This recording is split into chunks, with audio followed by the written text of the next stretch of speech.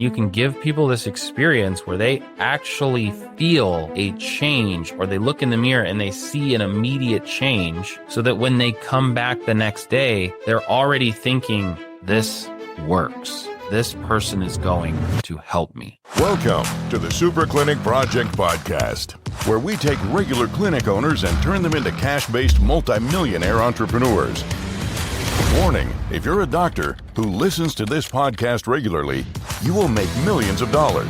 Do not listen to this podcast unless you want to be a successful clinic owner who helps thousands of patients achieve their health goals and adds more money than you can imagine to your bank account.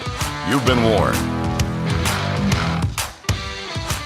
Welcome to episode 113 of the Super Clinic Project Podcast, where we give you the exact tactics, strategies, and mindsets you need to fulfill your destiny by helping thousands of people in your community and dominating your market and your life.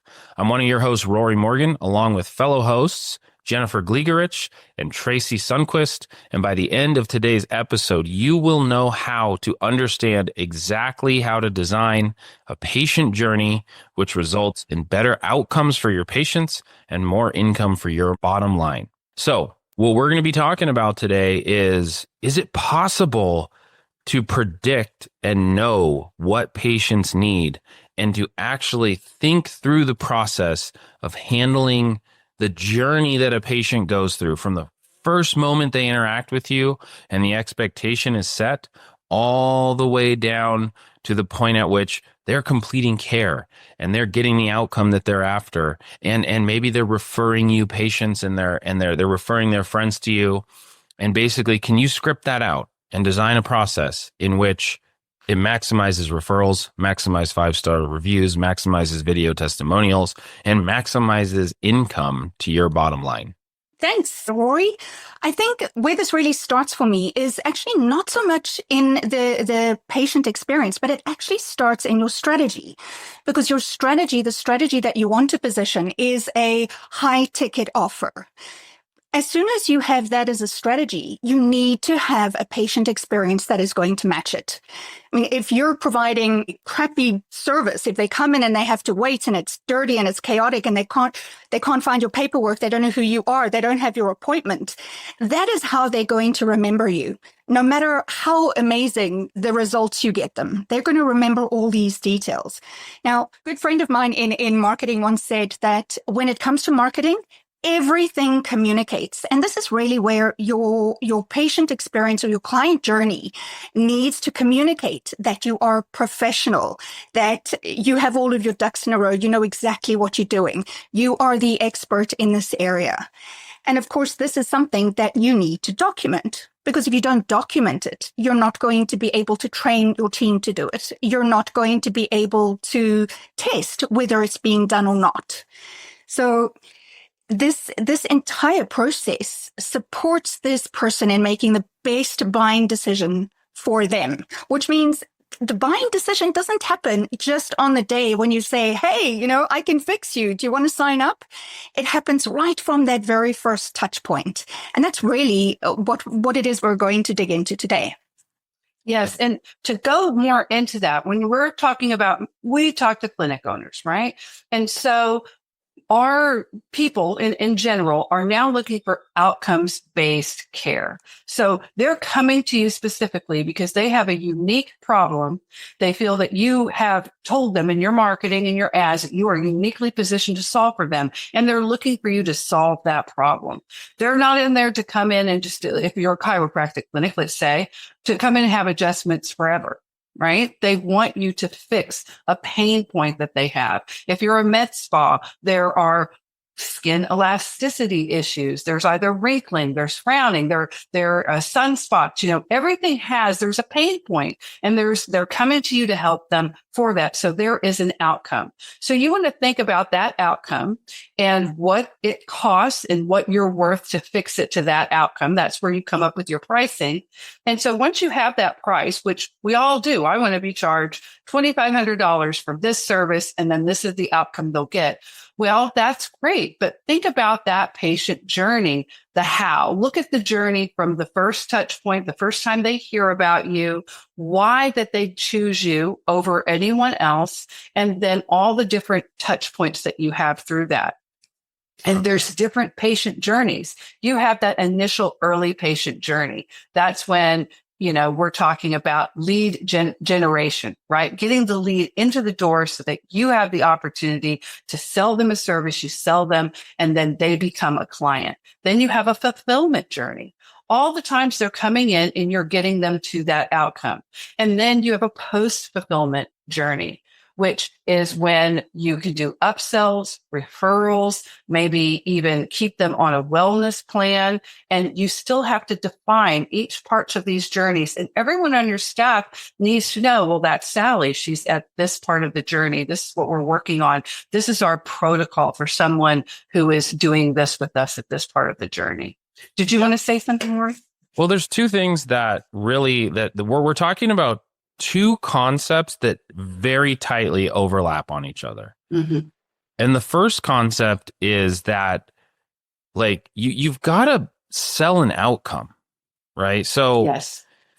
So people have been going to the doctor or the med spa or, their nurse or whatever. And the essential idea there has been, well, I'm practicing medicine. So it's not patient-centered. The doctor doesn't sit down there and say, hey, Mary, what would you like to accomplish together? What are your goals, right? Basically, Mary comes in and says, this is my symptom, and doctor prescribes a medicine and says, well, try this, right? Doctor prescribes, so let's take it more to a med spa situation. I don't like my skin. I don't like these wrinkles. Okay, let's try this amount of Botox, right? It's just very, very rote. It's very, very impersonal. But what keeps happening is Mary keeps going to the med spa and she keeps needing other things. And she keeps she gets the Botox and she's like, well, yeah, that's better, but I'm still not happy. And she gets the Juvederm but I'm still not happy. Or yeah, I get the adjustments for my back, but I still am not living a fully experienced, fully embodied, experienced sensation of wellness in my life, right? Yeah, and we're not saying that this patient keeps on coming back to the same clinic.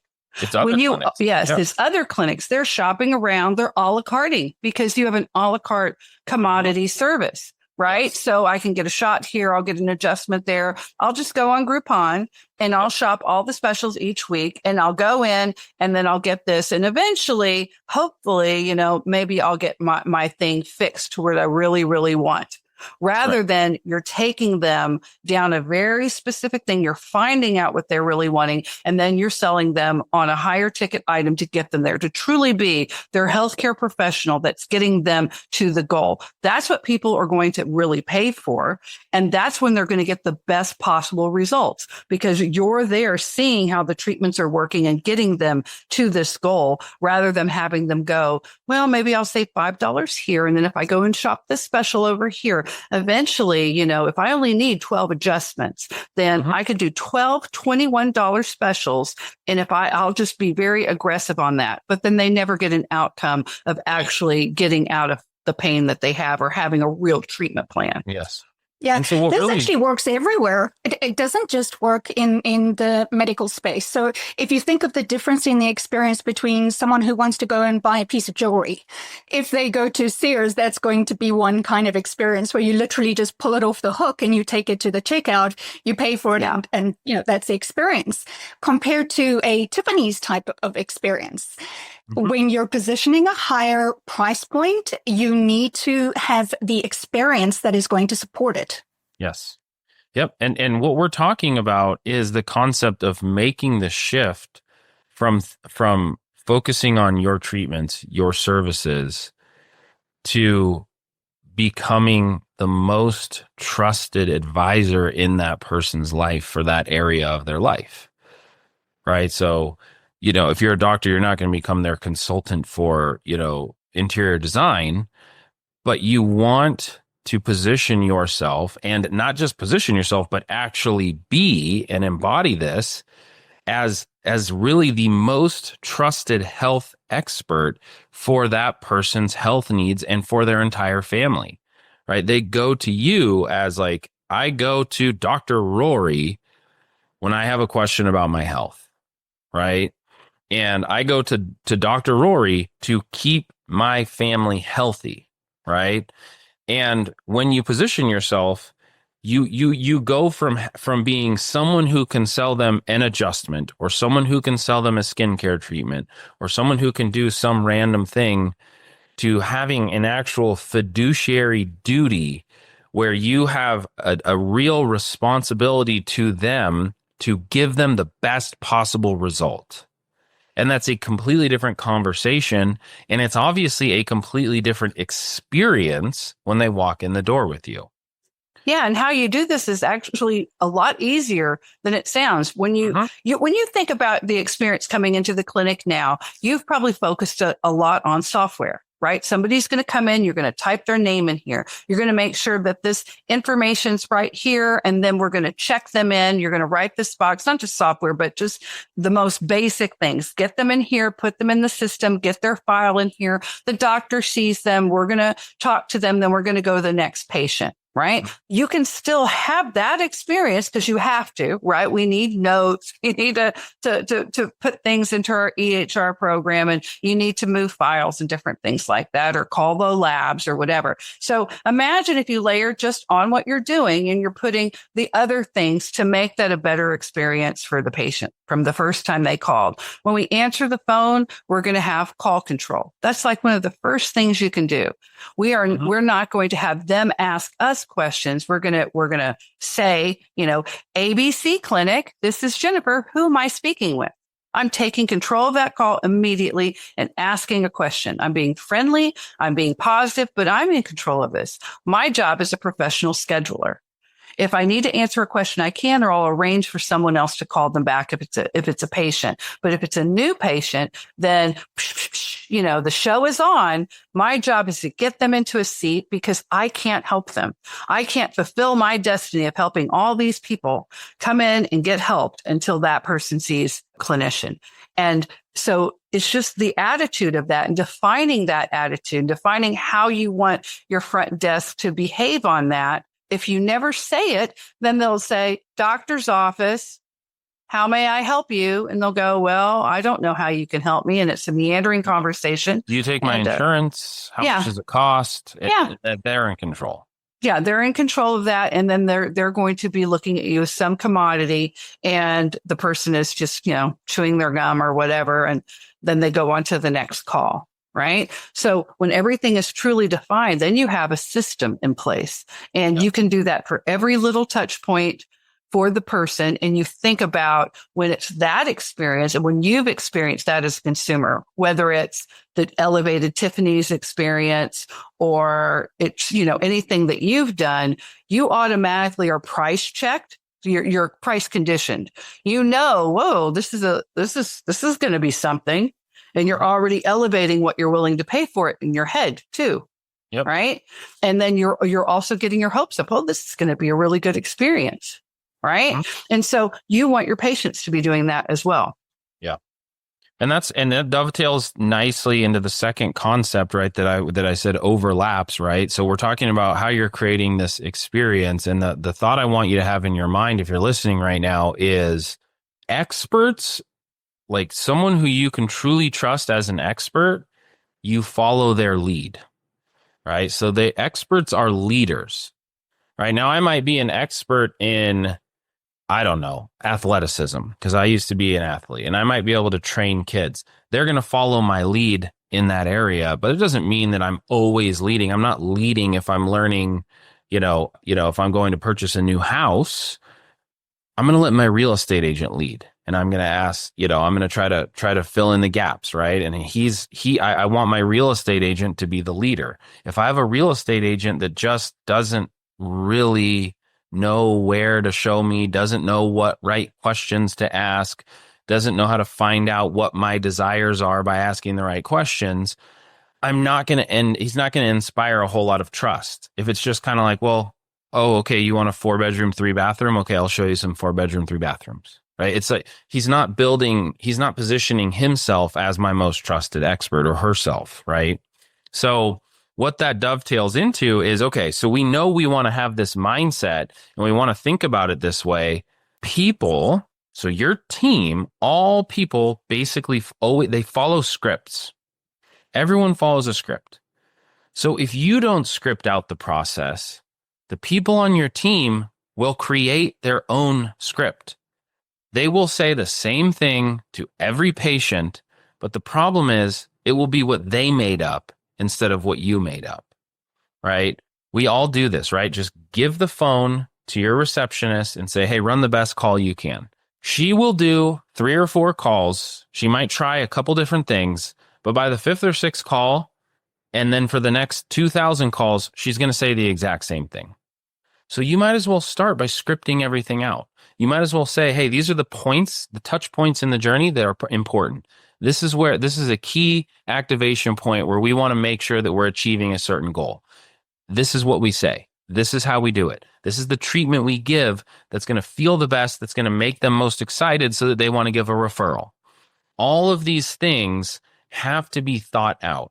And I want to give you an example because we're working on a project right now for a clinic that we're building. And we have scripted out the entire patient journey. I believe we're over 20 pages long on that journey, if I'm not mistaken. It's at least 15. Yeah, it's a lot. And Tracy's been working on it too. And it's because when you think about each day to keep a patient onto a treatment plan when life is hitting them, some patients, it's hitting them so hard. And you've got to have them either take the medications, take the supplements, do the exercises, put that cream on their face or whatever they've got to do. And you need to keep them motivated throughout that process. And the more you can help them and remind them of the end game, right? The end goal of what they're trying to achieve and why it's important that they do this today, then the more apt they are to stay on that treatment program or lose the weight or, really do that exercise and stretching to where, they will be out of that in pain, what they came in for. Yeah. Yeah. A lot of our clients push back on scripting. What they come up with is they feel that it's going to be mechanical or insincere. It's just not going to sound right. But the right script is an incredibly powerful thing to make sure that your processes are scalable and that no matter who you bring in, the patient is going to experience the same kind of care. So you can have a bad script, and then of course there's going to be a bad experience. The trick isn't in the script. The trick is in having a great script that is going to elevate their experience. Yep. And the patient doesn't know what you're going to say. You can't mess it up. I've dealt with so many salespeople who are like, well, I don't know. And they're no, they're not. Even if you mess up, you just keep on trying. It's a lifelong skill. Yeah. To get it right. So you're never going to get it 100% right. No one will, right? You're just always going to be improving. It's always going to evolve over time. It's something you just have to understand and accept. This is new. This is a skill that we're all going to have to work on. We're going to have great conversations to lead our patients so that they are committed and they can get to the goal that they say they want. Yep. I remember when I finally, I started growing up and I started becoming a man and I started having a little bit of money to go to a nice restaurant, right? And I went to this restaurant in Las Vegas when I was at a trade show, right? Wonderful steakhouse. And, the first time I went there, the waiter comes out, right? And it's like, hey, the chef wanted you, right? The chef wanted you to try this. It's our new whatever, right? And they give you this gift and it's like, oh my gosh, this is amazing. And then it's like, hey, here's a drink, you ordered this and they have this whole thing. You ordered this. And so I thought you might like this, right? And there's this whole thing that they're taking you through. And then I go back to the same trade show the next year and they did the exact same thing. And I was like, oh, it's a script, right? But it felt so amazing and I felt so taken care of, right, on that first one. You have to remember, your patients aren't going through your new patient process 14 times. They're going through it once. It feels scripted to you. It doesn't feel scripted to them, right? And that's what you have to realize is that this is new for them. They're the ones coming to the first time for you. And so you have to understand, like, think of it not as scripting, think of it as orchestration. You're orchestrating an experience. Yeah, you're Right. setting the stage for them to understand and have value in what you do. You know, if you want it to be cohesive, you want your ad, if you say modern and state of the art, when they come in, you want them to notice that you have modern, state of the art computers. You don't have all old CRT, screens and a dot matrix printer. Most people don't even know what that is, but it's going Yeah. Anyway, those. yeah. So How's it going, Jennifer? Okay, we're not going to that. Okay, and then you won't have water stains on the ceiling, And we're not saying you have to have $1 million makeover, but you want to be cohesive because you want their head from your ads to them walking in to be nodding up and down. There's a reason that when we work with clients, we have them do videos in a video funnel for new leads because they're already seeing you before they walk in the door and their head's going, oh, I remember that desk. I remember that guy. That's the same guy. And they're nodding up and down and they're automatically this automatic trust that's being built rather than this is not what I thought it was going to be like. This doesn't seem like the same place at all. Yeah. So you want to be thinking of those things when you're building this so that you're building who you are and what your values are and what you're bringing to the table so that when it comes down to you saying, okay, so we're going to get you here and that, that this is how we're going to do it. When did you want to get started? This is the cost for that. They're like, well, and they say, yeah, I want to get started, or I would do this today, but I'm a little worried about financing. Well, okay, well, we can put you into financing. The question is, well, I don't really trust you or value it because you lost my name. You couldn't remember who I was. Everything's a mess. The experience has already told them you're going to get them there. And that trust has been built. Yeah. So let's get into the brass tacks, right? Now, let's just be clear. I have to reiterate this, even though we've already been doing it because I see it so often. The important thing is the mindset, the like, I want to do this and I believe in this. I am going to deliver an outcome and it's going to be an amazing outcome. And I'm going to deliver this type of experience because I can give you the tactics. But if you aren't committed at the level of our whole clinic is going to embody this energy and we're going to be this type of clinic, the tactics aren't going to work. Right? You can sit here and copy word for word what I give you, and it's not going to work. So I just have to reiterate that again and again to people. The important part is what we've been talking about so far. So because we have other episodes that you can go back and listen to, and we'll do more in the future, we're not going to get specifically into, okay, a lead is generated. What does the phone call sound like? Right? But you've got to have the phone call scripted out. When you confirm that appointment the day before, what does that phone call sound like? Yes, it has to be scripted out. You have to know what you're going to say, right? What does the text message say? Yes, it has to be, but all of this has to be planned out. And we're going to skip through that because I know that you guys know that's important. And I want to get into, and again, there's other episodes where you can learn those details. But what I want to get into is basically specifically like how do you shift once they're in the clinic, how do you give them a different experience? What are the things you actually want to do? Okay. So there's some really obvious ones, which are orchestrate the experience so that everything is clean. I can't tell you how many offices I've walked into where it's like, okay, step one is that poster over there that's supposed to be on the wall, but is laying in the corner, like wadded up, like rolled up in the corner. Let's pick that up and put it on the wall. What we are doing when we walk into any new environment, you have to like go walk into a new business yourself and experience this. If you go into a new restaurant you've never been to, And especially if it's a new type of restaurant, right? You've never been to Vietnamese food before. And so you go, oh, I'm going to go try out a Vietnamese restaurant or whatever. Pay attention to how you're experiencing that. What you are doing, because you're a human being, is you have like your eyes open wider than normal. You're looking around more than you usually would. You're paying attention for signs of, is this a good restaurant or not? Like, is it dirty? You kind of try to peek back into the kitchen. You're looking around, right? You're looking at how the waitresses and waiters carry themselves. This is what you do. So understand, that's what people do when they come into you. Any new environment, they're looking for this stuff, right? Next thing, greet them by name. Oh, hey, you must be Jennifer. I'm so glad to meet you. Get up from behind the desk, walk up and give them a hug. It's so great to have you here. I'm so excited to meet you. It just changes the experience because you know who's coming in because they're on the schedule. You can't just wait for them to walk up to the front desk. Oh, hey, welcome to XYZ clinic. What's your name? Right? Oh, and then you look them up in the computer. It's just such a lame experience. You give them their new patient paperwork and they go sit down, walk over to them and hand them a drink, right?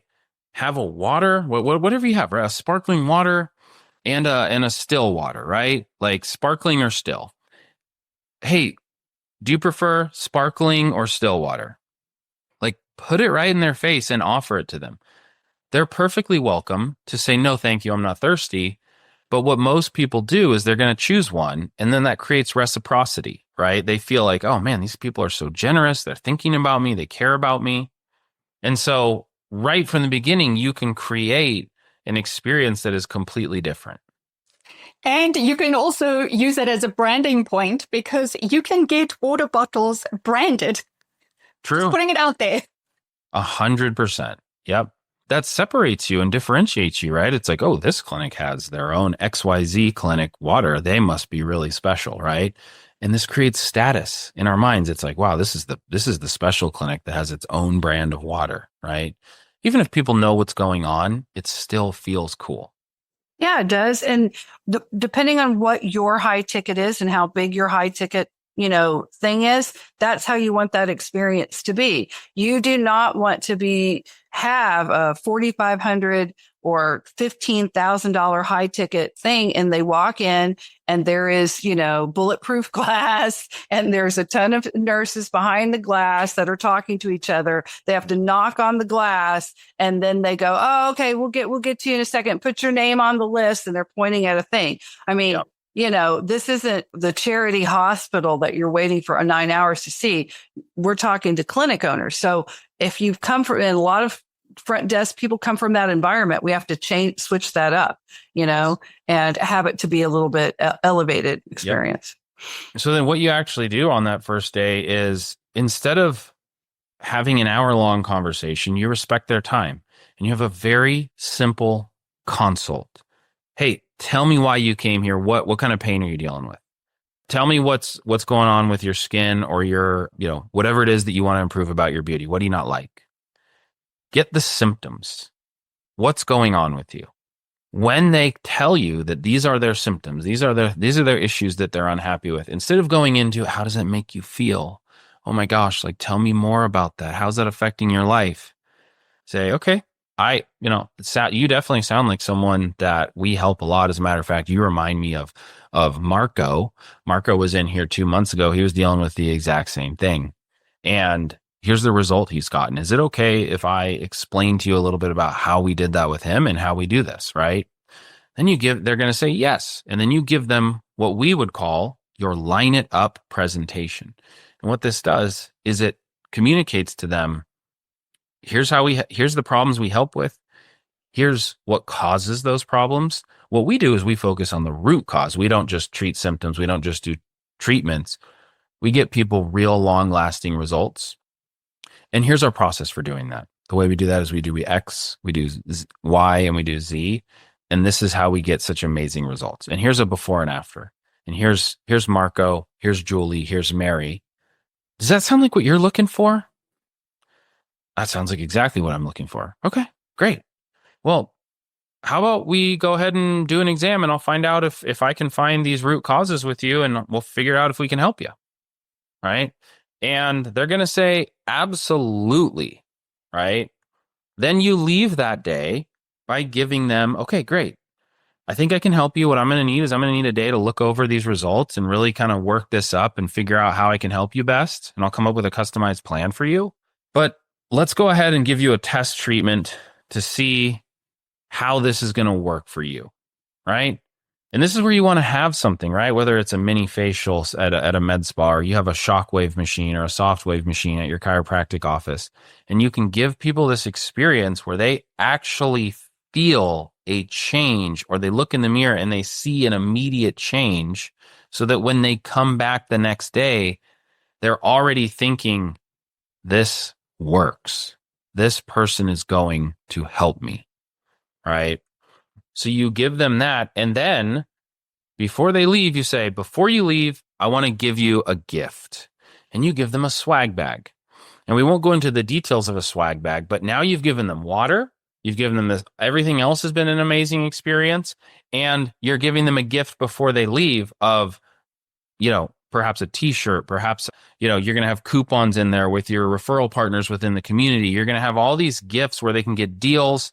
They can get all these extra benefits just by doing business with you. So that's just day one, right? And what we want to do is we want to make sure that they are excited to come back for day two, right? And you set this up like you have control of this, right? And so you're going to have something. So you don't always, sometimes depending on what you're going to do, you're not always going to do a treatment on day one, but you do want to set the stage for them to come back to day two, and wait till you come back tomorrow. You're going to get really, whatever it is. You want to set the stage to get them excited for this experience that you're going to bring them through. Yeah. And so, we've been trying to keep these episodes shorter for those of you listening. And I'm going to check in with Jennifer right now to see if she feels like we should go. Should we switch to a next episode to finish up the rest of the journey and let people, basically tune in for the next episode to get what else you can do here? Yep. We're at the end right now. So we're setting the stage. So right now we've just brought them in to the day one, and we're answering the phone correctly. We're taking call control on the phone. We're professional schedulers, and we have a set process for our day one where we have a script and we have a defined protocol that we do with every single patient, and everyone on the staff is trained on this and they understand the reasoning for it and the why. Yep. Okay, so stay tuned for the next episode. The next episode, we're going to go through what are the things you can do after that first day visit, after you've given them the swag bag. Guys, go to superclinicproject.com. You can join our mastermind there. You can subscribe there. And there's even tools that can help you share this podcast. And as I want to remind you, there is a fee for this podcast, and that fee is to share this with your friends. We're giving you value, so share it. Give back by sharing this with your friends who own clinics. And let's make the world a better place by helping get people healthy, helping people feel good about themselves. And I want to see you guys sharing this so that we know you're not just sucking all the life out of us. Show us that you love this. And we will see you on the next one, superclinicproject.com, and we'll see you on the next one. You've been listening to the Super Clinic Project podcast. If you like what you hear, subscribe and stay tuned for further episodes of the Super Clinic Project podcast.